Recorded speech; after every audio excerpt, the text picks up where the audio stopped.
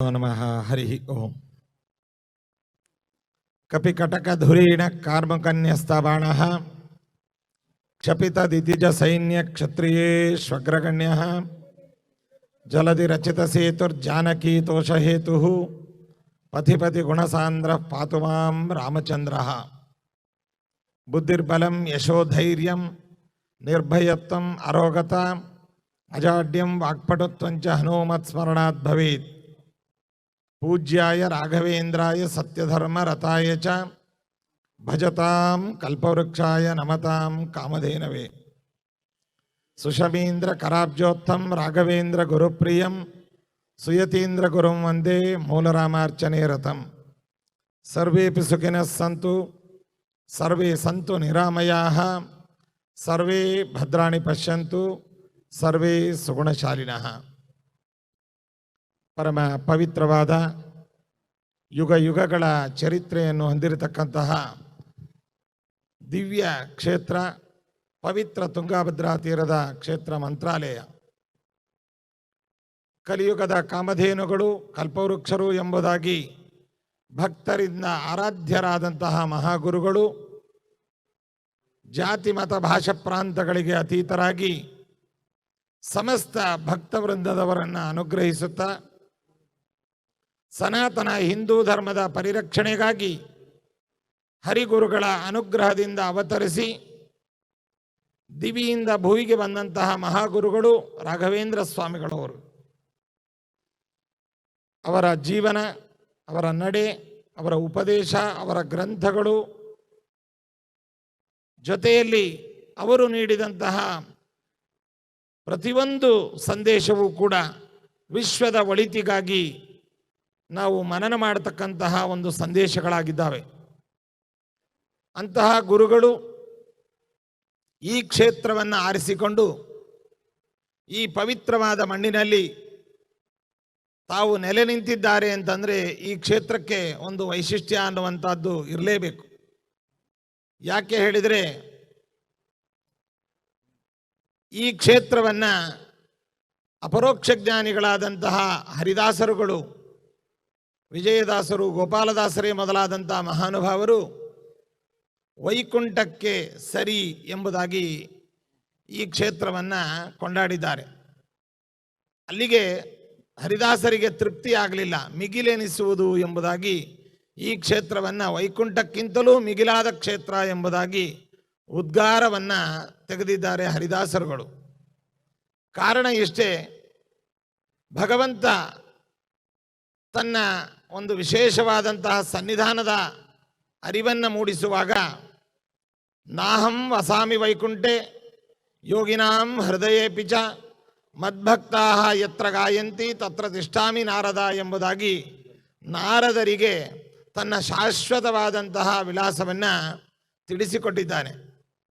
ಆ ರೀತಿಯಾಗಿ ಎಲ್ಲಿ ಭಗವದ್ಭಕ್ತರು ಭಜನೆ ಮಾಡ್ತಾರೆ, ಆರಾಧನೆ ಮಾಡ್ತಾರೆ, ನೆಲೆ ನಿಂತಿದ್ದಾರೆ, ಅಲ್ಲಿ ಭಗವಂತ ತಾನು ನಿಂತಿದ್ದಾನೆ.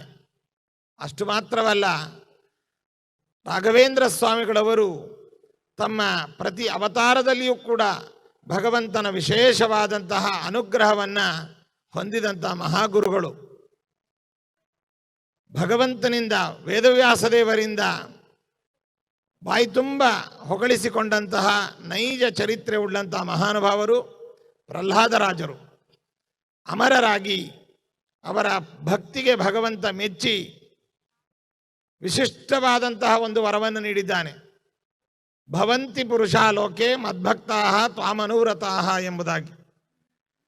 ನರಸಿಂಹದೇವರು ತನ್ನ ಭಕ್ತರು ಅಂತ ಯಾರನ್ನಾದರೂ ಸ್ವೀಕಾರ ಮಾಡಬೇಕಾದ್ರೆ ನಿನ್ನನ್ನು ಅನುಸರಿಸಿಕೊಂಡಂತಹ ಜನಗಳನ್ನು, ಸಾಧಕರನ್ನು ನಾನು ನನ್ನ ಭಕ್ತರು ಎಂಬುದಾಗಿ ಸ್ವೀಕಾರ ಮಾಡ್ತೀನಿ ಎಂಬುದಾಗಿ ಭಗವಂತ ಅಷ್ಟು ಕರುಣಾಮಯನಾದಂತಹ ಅವನು ತನ್ನ ಭಕ್ತರ ಮಹಿಮೆಯನ್ನು ಜಗತ್ತಿಗೆ ತೋರಿಸಿಕೊಟ್ಟಿದ್ದಾನೆ. ಅದಕ್ಕೆಂದೇ ಅವರು ಪ್ರಹ್ಲಾದರಾಜರಾಗಿ ಉಳಿಯಲಿಲ್ಲ, ಭಕ್ತ ಪ್ರಹ್ಲಾದರಾಗಿ ಅಜರಾಮರರಾಗಿ ಇವತ್ತಿಗೂ ಕೂಡ ಭಕ್ತರ ಒಂದು ಸಾಲಿನಲ್ಲಿ ಮೊದಲಿಗರಾಗಿ ಪ್ರಹ್ಲಾದ, ಪರಾಶರ, ಪುಂಡರೀಕ ಇತ್ಯಾದಿಯಾಗಿ ಅವರು ಕೀರ್ತಿತರಾಗಿದ್ದಾರೆ. ಅಂತಹ ಪ್ರಹ್ಲಾದರಾಜರಾಗಿದ್ದಾಗ ನರಸಿಂಹನ ಪೂರ್ಣ ಅನುಗ್ರಹವನ್ನು ಹೊಂದಿದವರು. ನಂತರ ಬಾಕ್ಲೀಕರಾಜರಾಗಿ ಶ್ರೀಕೃಷ್ಣನ ಅನುಗ್ರಹವನ್ನು ಪಡೆದವರು. ನಂತರ ವ್ಯಾಸರಾಜ ಗುರು ಸಾರ್ವಭೌಮರಾದಾಗ ಶ್ರೀಮನ್ ಮಧ್ವಾಚಾರ್ಯರ, ವೇದವ್ಯಾಸದೇವರ, ವಿಶೇಷವಾದ ಗೋಪಾಲಕೃಷ್ಣದೇವರ ಅನುಗ್ರಹವನ್ನು ಪಡೆದಂತಹ ಧನ್ಯರು.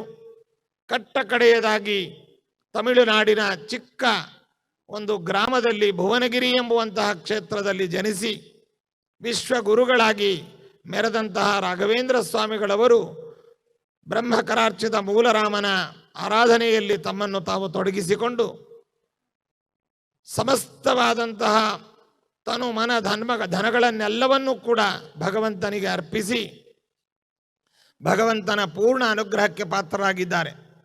ಅದಕ್ಕೆಂದೇ ಭಗವಂತ ತನ್ನ ವಿಭೂತಿ ರೂಪಗಳನ್ನು ಹೇಳುವಾಗ ಭಗವದ್ಗೀತೆಯಲ್ಲಿ ಪ್ರಹ್ಲಾದಶ್ಚಾಸ್ಮಿ ದೈತ್ಯಾನಾಂ ಎಂಬುದಾಗಿ ಪ್ರಹ್ಲಾದನಲ್ಲಿ ತನ್ನ ವಿಭೂತಿ ರೂಪವನ್ನು ತಿಳಿಸಿಕೊಟ್ಟಿದ್ದಾನೆ. ಅಂತಹ ಗುರುಗಳು ತಮ್ಮ ಪ್ರತಿ ಅವತಾರದಲ್ಲಿ, ಪ್ರತಿನಿತ್ಯದ ಜೀವನದಲ್ಲಿ, ವೃಂದಾವನದ ಹೊರಭಾಗದಲ್ಲಿ, ವೃಂದಾವನದ ಒಳಗೆ ಕುಳಿತು ಮಾಡುವಂತಹ ಸಾಧನೆಯ ಸಂಪತ್ತನ್ನು ತಮ್ಮ ಸ್ವಾರ್ಥಕ್ಕಾಗಿ, ತಮಗಾಗಿ, ತಮ್ಮ ಜನಗಾಗಿ ಉಪಯೋಗಿಸದೆ ವಿಶ್ವದ ಕಲ್ಯಾಣಕ್ಕೋಸ್ಕರವಾಗಿ ಧಾರೆ ಎರಿತಾ ಇರತಕ್ಕಂತಹ ಮಹಾಗುರುಗಳು ರಾಘವೇಂದ್ರ ಸ್ವಾಮಿಗಳವರು. ಜೀವನದಲ್ಲಿ ಬಳಲಿ ಬೆಂಡಾಗಿ ಕಷ್ಟ ಕಾರ್ಪಣ್ಯಗಳಿಂದ ನಿರಾಶರಾಗಿ ಬಂದಿರತಕ್ಕಂತಹ ಪ್ರತಿ ಜೀವಿಗಳನ್ನು ಕೂಡ ಬಡವ ಬಲ್ಲಿದವ ಎನ್ನುವಂತಹ ಭೇದವಿಲ್ಲದೆ ಎಲ್ಲರನ್ನೂ ಕೂಡ ಅನುಗ್ರಹಿಸಿ ಅವರಿಗೆ ಬೇಕಾದ ಕಷ್ಟಗಳನ್ನು ಪರಿಹಾರ ಮಾಡಿ ಅವರಿಗೆ ಬೇಕಾದ ಇಷ್ಟಾರ್ಥಗಳನ್ನು ಪೂರೈಸ್ತಾ ಇದ್ದಾರೆ. ಇದಕ್ಕೆಲ್ಲ ಗುರುಗಳಲ್ಲಿ ಇರುವ ಸಂಪತ್ತು ಎಲ್ಲಿಂದ ಬಂದದ್ದು ಅಂತಂದರೆ ಹರಿಪಾದ ಕಂಜ ನಿಷೇವಣಾಲಬ್ಧ ಸಮಸ್ತ ಸಂಪತ್ತು ಎಂಬುದಾಗಿ ಅಪ್ಪಣ್ಣಾಚಾರ್ಯರು ಗುರುಸ್ತೋತ್ರದಲ್ಲಿ ತಿಳಿಸಿಕೊಟ್ಟಿದ್ದಾರೆ. ಅಂತಹ ಮಹಾಗುರುಗಳು ನೆಲೆನಂತ ಈ ಭುವಿ ನಿಜವಾಗಲೂ ಕೂಡ ವೈಕುಂಠಕ್ಕೆ ಸರಿ, ಅದಕ್ಕಿಂತಲೂ ಮಿಗಿಲಾಗಿ ಸತತವಾಗಿ ರಾಮ, ನರಹರಿ, ಕೃಷ್ಣ, ವೇದವ್ಯಾಸಾದಿ ರೂಪಗಳಿಂದ ಚಕ್ರರೂಪಿಯಾದಂತಹ ಭಗವಂತ ವೃಂದಾವನದಲ್ಲಿ ಅದ್ಯಾಪಿ ನೆಲೆ ನಿಂತು ತನ್ನ ಸಮಸ್ತ ದೇವತಾ ಪರಿವಾರವನ್ನು ಕೂಡ ಇಲ್ಲಿ ನೆಲೆ ನಿಲ್ಲಿಸಿ ಹಲವಬೋದಾದಿ ಮುನಿಗಳು ಒಂದಂಶದಲ್ಲಿ ನಿತ್ಯದಲ್ಲಿ ಇರುತ್ತಿಪ್ಪರು ಎಂಬುದಾಗಿ ದಾಸರ ಮಾತಿಗೆ ವಿಷಯರಾದಂತಹವರು ರಾಘವೇಂದ್ರ ಸ್ವಾಮಿಗಳವರು. ಅದಕ್ಕಾಗಿ ವೈಕುಂಠಕ್ಕೆ ಮಿಗಿಲೆನಿಸುವುದು ಎಂಬುದಾಗಿ ದಾಸರು ಉದ್ಗಾರವನ್ನು ತೆಗೆದಿದ್ದಾರೆ. ಅಂತಹ ಕ್ಷೇತ್ರದಲ್ಲಿ ಭಕ್ತರ ಸೌಕರ್ಯಕ್ಕೋಸ್ಕರವಾಗಿ, ಭಕ್ತರ ಅಪೇಕ್ಷೆಗೆ ಮೇರೆಗೆ ಅನೇಕ ಅಭಿವೃದ್ಧಿ ಯೋಜನೆಗಳು, ಭಕ್ತರಿಗೆ ಉಪಯುಕ್ತವಾದ ಕಾರ್ಯಗಳು, ಹರಿಗುರುಗಳ ಸೇವಾ, ಪ್ರತಿನಿತ್ಯದಲ್ಲಿ ಅನ್ನದಾನ, ಗೋಸಂರಕ್ಷಣೆ, ವಿದ್ಯಾದಾನ, ಭಕ್ತರಿಗೆ ಬೇಕಾದಂತಹ ಎಲ್ಲ ಸೌಕರ್ಯಗಳು, ಉಚಿತ ವೈದ್ಯಕೀಯ ಶಾಲಾ, ಅದೇ ರೀತಿಯಾಗಿ ಆಂಬ್ಯುಲೆನ್ಸ್ ಮೊದಲಾದಂತಹ ಸೇವೆಗಳನ್ನು ಶ್ರೀಮಠ ಉಚಿತವಾಗಿ ಭಕ್ತರಿಗೆ ಒದಗಿಸ್ತಾ ಇದೆ. ಅಂತಹ ಎಲ್ಲ ವೈಶಿಷ್ಟ್ಯವನ್ನು ಜನಸಾಮಾನ್ಯರಿಗೂ ಕೂಡ ಮನಮುಟ್ಟುವಂತೆ ಚಿತ್ರಿಸಿರ್ತಕ್ಕಂತಹ ಒಂದು ಹಾಡು, ಅದು ರಾಯರ ದರ್ಶನ ಎಂಬುವಂತಹ ಒಂದು ಆಲ್ಬಮ್ ಸಾಂಗನ್ನು ಇವತ್ತು ಲಕ್ಷ್ಮೀ ಗಣೇಶ ಪ್ರೊಡಕ್ಷನ್ ವತಿಯಿಂದ ಶ್ರೀಮತಿ ಸುಗುಣ ಮತ್ತು ರಘುಪತಿ ಭಟ್ಟರ ಒಂದು ವಿಶೇಷವಾದ ಪ್ರಯತ್ನ, ಅವರ ಸಂಗಡಿಗರು, ವಿವಿಧ ಕಲಾವಿದರು, ಸಂಗೀತಜ್ಞರು, ಅದೇ ರೀತಿಯಾಗಿ ಮ್ಯೂಸಿಕ್ ಬಲ್ಲಂತಹವರು, ಅದೇ ರೀತಿಯಾಗಿ ಗುರುಗಳ ಅಸಂಖ್ಯ ಜಾತ್ಯತೀತವಾದ ಭಕ್ತರ ಎಲ್ಲರ ಒಂದು ಸಹಯೋಗ, ಸಹಕಾರ, ಅಪೇಕ್ಷೆಯ ಮೇರೆಗೆ ಅತ್ಯಂತ ಉತ್ತಮವಾಗಿ ಮೂಡಿ ಬಂದಿದೆ ಅಂತ ಹೇಳಲಿಕ್ಕೆ ನಮಗೆ ತುಂಬ ಹೆಮ್ಮೆ ಆಗ್ತದೆ. ನಿಜವಾಗಲೂ ಕಾವ್ಯೇಶು ನಾಟಕಂ ರಮ್ಯಂ ಎಂಬುದಾಗಿ ಹೇಳಿದಂತೆ ಕೇವಲ ಒಂದು ಹಾಡನ್ನು ಮಾತ್ರ ಅದನ್ನು ಪಬ್ಲಿಷ್ ಮಾಡದೆ ಹಾಡಿಗೆ ತಕ್ಕಂತಹ ಸನ್ನಿವೇಶವನ್ನು, ಉತ್ಸವಗಳನ್ನು, ಪೂಜೆಗಳನ್ನೆಲ್ಲವನ್ನು ಕೂಡ ಸೆರೆ ಹಿಡಿದು ಆ ಹಾಡಿನ ಮೂಲಕವಾಗಿ ಮಂತ್ರಾಲಯದ ದರ್ಶನ, ರಾಯರ ದರ್ಶನವನ್ನು ಮಾಡಿಸಿದ್ದಾರೆ. ಅಂತಹ ಒಂದು ಕಾರ್ಯಕ್ರಮ ಮತ್ತು ಇದು ಅಭೂತಪೂರ್ವವಾಗಿರತಕ್ಕಂತಹ ಕಾರ್ಯಕ್ರಮವಾಗಿದೆ. ಇಂತಹ ಕಾರ್ಯಕ್ರಮವನ್ನು ನಡೆಸಿದಂತಹ ಲಕ್ಷ್ಮೀ ಗಣೇಶ ಪ್ರೊಡಕ್ಷನ್ ವತಿಯಿಂದ ರಘುಪತಿ ಭಟ್ಟರು ಮತ್ತು ಶ್ರೀಮತಿ ಸುಗುಣಮ್ಮ ಅವರನ್ನು ನಾವು ಅಭಿನಂದಿಸಿ ಇದಕ್ಕೆ ಉತ್ತಮವಾದಂತಹ ಸುಮಧುರವಾದ ಕಂಠದೊಂದಿಗೆ ರಾಯರನ್ನು ನಾವು ಕೊಂಡಾಡಬೇಕಾದ್ರೆ ಸಾಮಾನ್ಯರು ಕೂಗಿದರೂ ರಾಯರು ಮಾತನಾಡ್ತಾರೆ, ಆದರೆ ಅವರು ಮಹಾ ಸಂಗೀತ ಸಾಮ್ರಾಟರು. ಆದ್ದರಿಂದ ಸ್ವರ ಮಾಧುರ್ಯದಿಂದ ಅವರನ್ನು ಕರೆದಾಗ ರಾಯರು ನಿಜವಾಗಲೂ ಕೂಡ ನಮಗೆ ದರ್ಶನವನ್ನು ನೀಡ್ತಾರೆ. ಆ ರಾಯರ ದರ್ಶನವನ್ನು ಪಡೆಯುವಂತಹ ಮಾಧ್ಯಮ ರಾಯರ ದರ್ಶನ ಎನ್ನುವಂತಹ ಈ ಆಲ್ಬಮ್ ಸಾಂಗ್ ಅಂತ ಈ ಸಂದರ್ಭದಲ್ಲಿ ಹೇಳ್ತಾ, ಈ ಕಾರ್ಯಕ್ರಮಕ್ಕೆ ಬಹು ವೆಚ್ಚದಿಂದ ಲಕ್ಷಾಂತರ ರೂಪಾಯಿ ಖರ್ಚನ್ನು ಮಾಡಿ ಸತತವಾಗಿ 4-8 ತಿಂಗಳುಗಳಿಂದ ಈ ಪ್ರಯತ್ನವನ್ನು ಮಾಡಿ ಯಶಸ್ವಿಗಳಾಗಿದ್ದಾರೆ. ಮತ್ತೊಮ್ಮೆ ಆ ಯಶಸ್ಸಿನ ಹಿಂದಿರುವಂತಹ ಪ್ರತಿಯೊಬ್ಬ ವ್ಯಕ್ತಿಗಳನ್ನು ಕೂಡ ನಾವು ತುಂಬ ಹೃದಯದಿಂದ ಅಭಿನಂದಿಸಿ, ಈ ಕಾರ್ಯಕ್ರಮಕ್ಕೆ ರಾಜ್ಯದ ಅದೇ ರೀತಿಯಾಗಿ ನೆರೆಹೊರೆ ರಾಜ್ಯದಿಂದ ಅನೇಕ ಕಲಾಕಾರರು ಬಂದಿದ್ದಾರೆ, ಸಂಗೀತಜ್ಞರು ಬಂದಿದ್ದಾರೆ, ಉದ್ಯಮಿಗಳು ಬಂದಿದ್ದಾರೆ, ಮುಖ್ಯವಾಗಿ ರಾಯರ ಭಕ್ತರು ಬಂದಿದ್ದಾರೆ, ಅನೇಕ ಧಾರ್ಮಿಕ ಮುಖಂಡರುಗಳು ಬಂದಿದ್ದಾರೆ. ಎಲ್ಲರನ್ನೂ ಕೂಡ ನಾವು ತುಂಬ ಹೃದಯದಿಂದ ಅಭಿನಂದಿಸ್ತೇವೆ. ಇದೇ ಸಂದರ್ಭದಲ್ಲಿ ಭೈರವಿ ಅಮ್ಮನವರು, ಅದೇ ರೀತಿಯಾಗಿ ಕರ್ನಾಟಕ ಚಲನಚಿತ್ರದ ಎಲ್ಲ ನಟ ನಟಿಯರು ಮತ್ತು ಸಂಗೀತ ಕ್ಷೇತ್ರದ ವಿವಿಧ ಸಾಧಕರುಗಳು ಎಲ್ಲರೂ ಕೂಡ ಈ ಕಾರ್ಯಕ್ರಮದಲ್ಲಿ ಭಾಗವಹಿಸಿದ್ದಾರೆ. ಈ ಕಾರ್ಯಕ್ರಮದಲ್ಲಿ ಒಂದರ್ಥದಲ್ಲಿ ಹೇಳಬೇಕು ಅಂತಂದರೆ, ಇದಕ್ಕೆ ಆಹ್ವಾನ ಅನ್ನುವಂಥದ್ದು ಬೇಡ. ಶಾಸ್ತ್ರ ಹೇಳ್ತದೆ ಅನಾಹುತೋ ಅಧ್ವರಂ ಗಚ್ಚೇತ್ ಅಂತ. ಒಳ್ಳೆ ಕಾರ್ಯ, ಯಜ್ಞ ಯಾಗಾದಿಗಳು, ಪೂಜೆಗಳು, ಗುರು ಹಿರಿಯರ ಸೇವೆ ಎಲ್ಲಿ ನಡೀತದೆ ಅಲ್ಲಿ ಆಹ್ವಾನವನ್ನು ನಿರೀಕ್ಷಿಸದೆ ಪ್ರತಿಯೊಬ್ಬರೂ ಪಾಲ್ಗೊಳ್ಬೇಕು ಅಂತ ಹೇಳ್ತಾರೆ. ಇನ್ನು ಕ್ಷೇತ್ರದಲ್ಲಿ ಗುರುರಾಜರ ಸಮಕ್ಷಮದಲ್ಲಿ ನಡೆಯುವಂತಹ ಈ ಕಾರ್ಯಕ್ರಮಕ್ಕೆ ಆಹ್ವಾನವೂ ನೀಡಿದ್ದಾರೆ. ಆಹ್ವಾನ ಇಲ್ಲದೆಯೂ ಸ್ವತಃ ಅನೇಕರು ಬಂದಿದ್ದಾರೆ. ಮಾಧ್ಯಮಗಳ ಮೂಲಕವಾಗಿ ಈ ಕಾರ್ಯಕ್ರಮವನ್ನು ವೀಕ್ಷಿಸಿ ಎಲ್ಲರೂ ಕೂಡ ಮೆಚ್ಚುಗೆಯನ್ನು ವ್ಯಕ್ತಪಡಿಸಿದ್ದಾರೆ. ಎಲ್ಲರಿಗೂ ಕೂಡ ರಾಘವೇಂದ್ರ ಸ್ವಾಮಿಗಳವರ ಅಂತರ್ಯಾಮಿಯಾದ ಭಾರತೀಯ ರಮಣ ಮುಖ್ಯ ಪ್ರಾಣಾಂತರ್ಗತ ಚತುರ್ಯುಗ ಮೂರ್ತಿ ಬ್ರಹ್ಮಕರಾರ್ಚಿತ ನಮ್ಮ ಉಪಾಸ್ಯ ಮೂರ್ತಿ ಮೂಲ ರಾಮದೇವರು ಸಕಲ ವಿಧವಾದ ಸನ್ಮಂಗಳವನ್ನು ಉಂಟು ಮಾಡಲಿ. ಎಲ್ಲ ಕಷ್ಟ ಕಾರ್ಪಣ್ಯಗಳು ಪರಿಹಾರವಾಗಲಿ.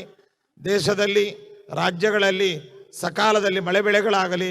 ಉತ್ತಮವಾದಂತಹ ಸ್ನೇಹ ಸೌಹಾರ್ದ ಜೊತೆಗೆ ಸನಾತನ ನಮ್ಮ ಹಿಂದೂ ಧರ್ಮ ವಿಶೇಷವಾಗಿ ದೃಢವಾಗಿ ಬೆಳೆಯಲಿ, ಉಳಿಯಲಿ.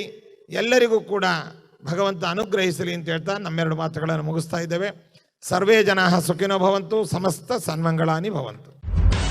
ನಿಖರ ಸುದ್ದಿ, ಸದಭಿರುಚಿಯ ಕಾರ್ಯಕ್ರಮ. ನೀವು ನೋಡ್ತಾ ಇದ್ದೀರಾ ಕಹಳೆ ನ್ಯೂಸ್, ಸಮಾಜದ ಜಾಗೃತಿಗಾಗಿ ವಸ್ತುನಿಷ್ಠ ವರದಿ.